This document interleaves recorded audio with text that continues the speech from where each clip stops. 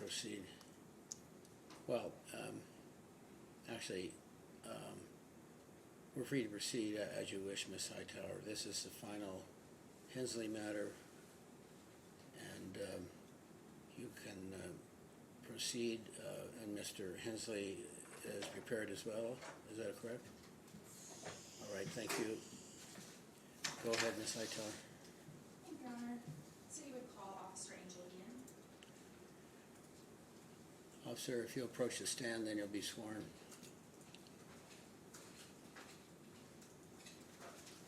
Solemnly swear that the testimony you give this matter shall be the truth, the whole truth, and nothing but the truth, so help me God. Yes.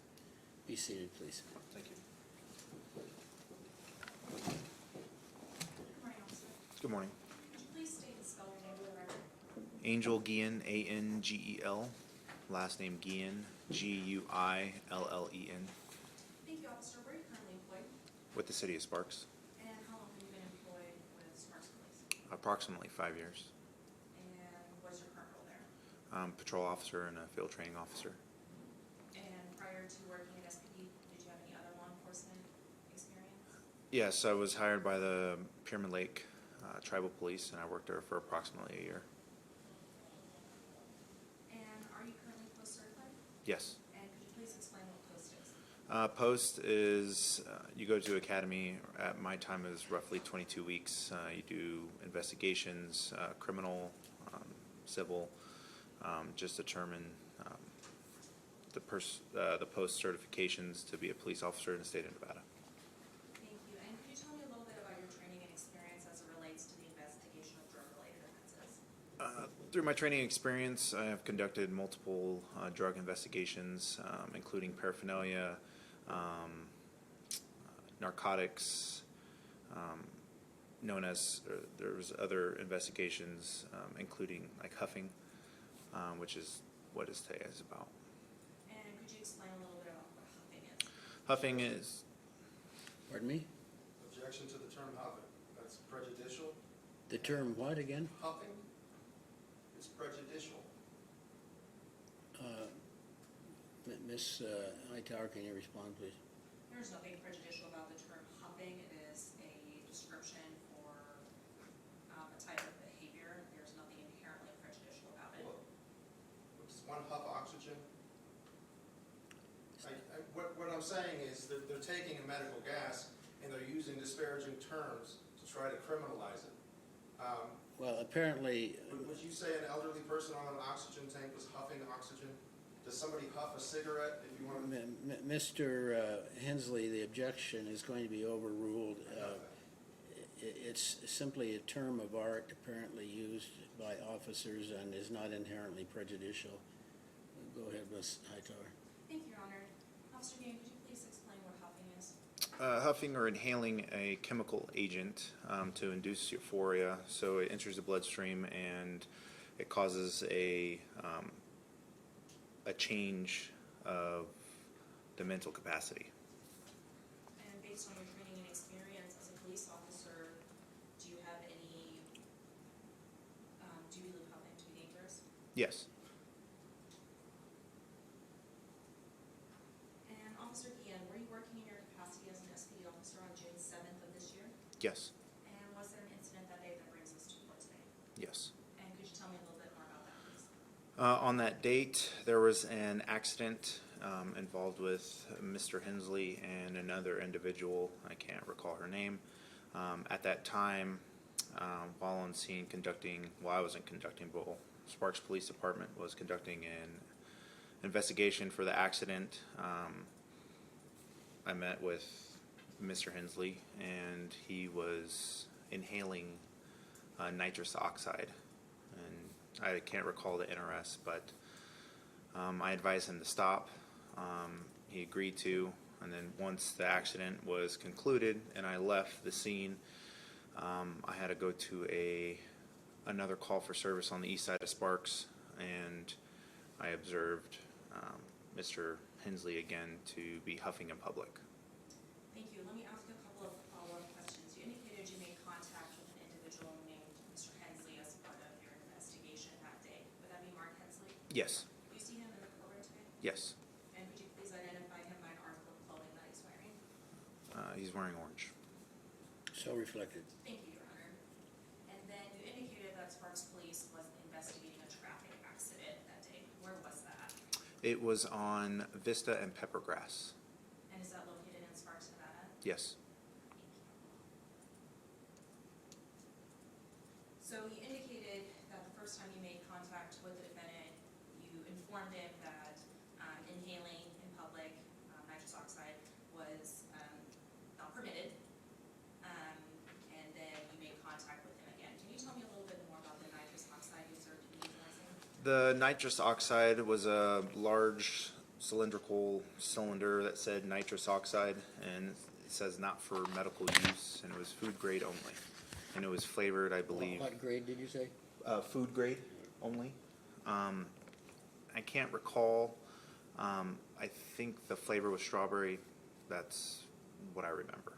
Did you generate a police report as part of your investigation?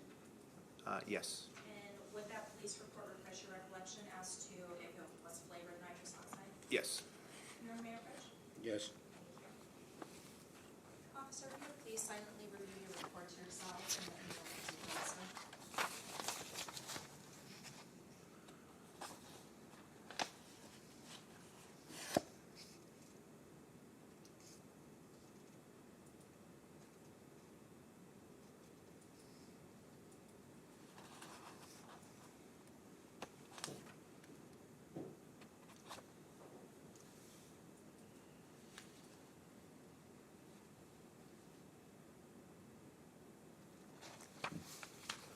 Officer, did that refresh your recollection? Yes.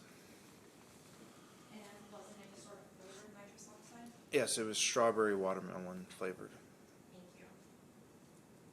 And in your interaction with the defendant, did you prescribe you a prescription or any sort that would be prescribed by a doctor? It's not controlled, objection.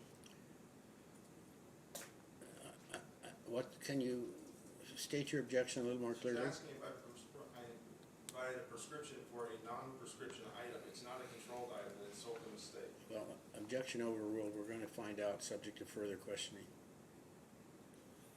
Go ahead, Ms. Hightower. Thank you. Officer Guillen, did the defendant provide you a prescription for the nitrous oxide? No. Thank you.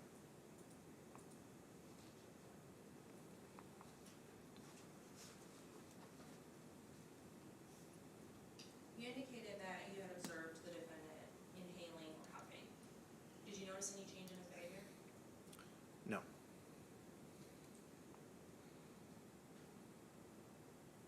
Thank you. Nothing further at this time, Your Honor. Questions for the officer, Mr. Hensley? Yes. You medically trained at all, officer? I am not. You were aware of me prior to this incident? Pardon me? You were aware of me prior to this incident, correct? I had identified myself to your department, or you had experience with me prior? I have had contact with you. Okay.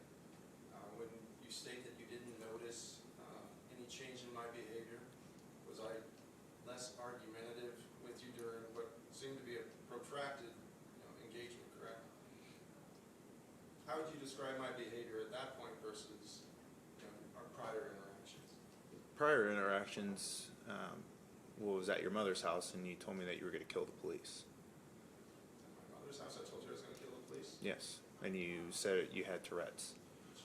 This is true, but I had no idea I was saying that all the way back then. All right. So basically what I'm getting at is, did you find my behavior inappropriate during that traffic stop, or more appropriate than prior? When you are huffing in public, which causes euphoria, when it enters the bloodstream, it happens so fast. It's called a quick high. Once again, you have no medical training? No, Mr. Hensley, let him complete his answer. Go ahead, officer. that's due to my training experience that was within the academy, and Okay. doesn't have to do with medical. All right, so is huffing generally breathing in the vapor of a chemical or a solvent? According to the NRS, yes. And your training? Yeah. And is an atmospheric gas, such as oxygen, nitrous oxide, CO2, right now, would you consider that huffing in low dosage? Breathing it in, yes. Okay, well then you're currently huffing. No further questions. Any follow-up, Ms. Hightower? You can step down, officer, thank you. All right, Mr. Hensley, are you going to be testifying? I am, Your Honor. You realize you don't have to testify, right? I'm well aware. All right, raise your right hand and be sworn, please. I'll let you testify from where you are. You solemnly swear the testimony you give in this matter should be the truth, the whole truth, nothing but the truth, so help you God. I do. Go ahead. Your Honor, I have over 2 decades of medical experience. I've worked in traumatic medicine during that time frame. Nitrous oxide is used in conscious sedation, in my field, in the hospitals. Nitrous oxide is also commonly given in dental offices because of how safe it is. It is anti-anxiety, analgesic, meaning it helps with pain, and according to, I read on the American Pediatric Dental Associations that it also helps with communication between patient and care provider.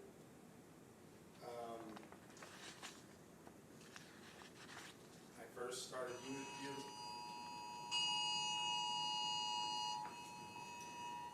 What is that? It's the cell phone alarm. Nationwide, yeah. Oh, Something they've been talking about for the last few days. all right. Every cell phone goes. Bam, sorry. We'll just wait till it's completed. I was aware of that, but I, I was thinking of Pacific time, not Eastern time. All right.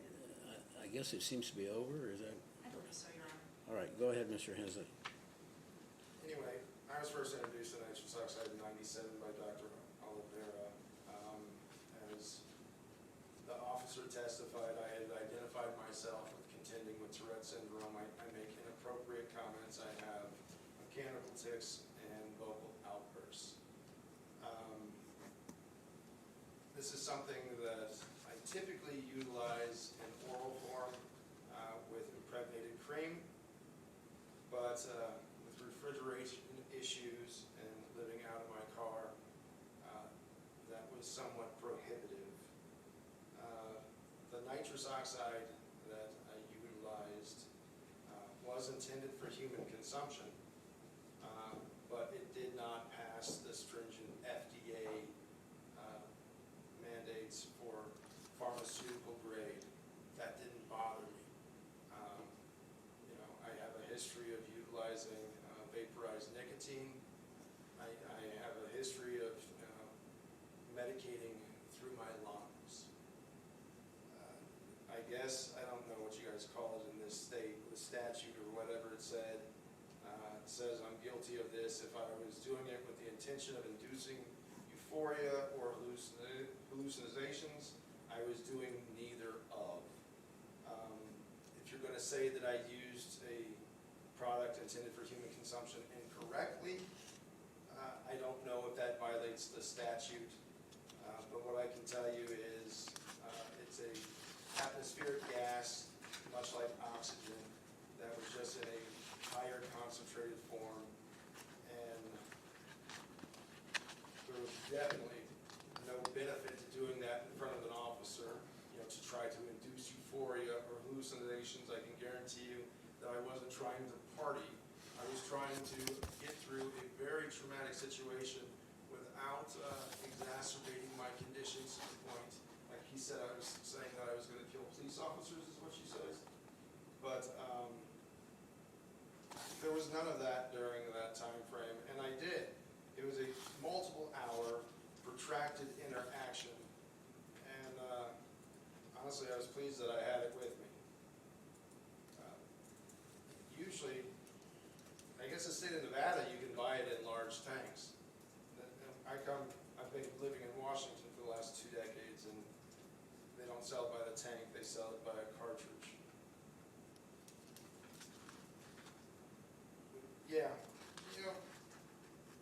I deal with mental health issues. I deal with neurological impairments. I have a 26-year work history.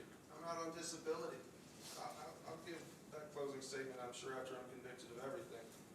But I didn't violate the statute. I tried to explain to an officer who was biased and prejudiced because he didn't understand what it was, and he decided that I was puffing, which I find to be a prejudicial term. And he was saying that I was doing it to induce euphoria or hallucinations, and I wasn't. I'm done. Does that finish your remarks? I'm done. Any examination, Ms. Hightower? No, thank you. Is there anything further from the city? No further evidence, Your Honor. All right, go ahead, please, with your summation. Thank you, Your Honor. NRS 454.346 deals with the use of using chemicals to